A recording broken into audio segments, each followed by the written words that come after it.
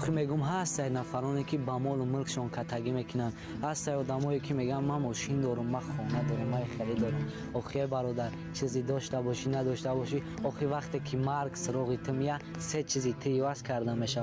یکم نام تو مایید میشه، دیگه نمیگه فلانی را فایلوت کنین، فلانی را بگین اینجا بیا، میگه که مای تای طرفدار بکشین. دیم همون ماشینی که فخر میکنی میگوی من ماشین دارم، من خرید دارم. دیم همون تابوت میشه برادر، میگن که تابوتی مای تای طرفدار بیاره، نمیگه که ماشین شو طرفدار کنین، میگه تابوت چای طرفدار بیارین. سیم همون منزل تای دیگه نمیگن برادر تیم تشویق ده سیم تشویق، میگن که اولی منزلش قبرش یعنی آماده نشده برندش کمتر و ستر. برادر هرچند بایم باشی هیچ وقت مغرور نشه.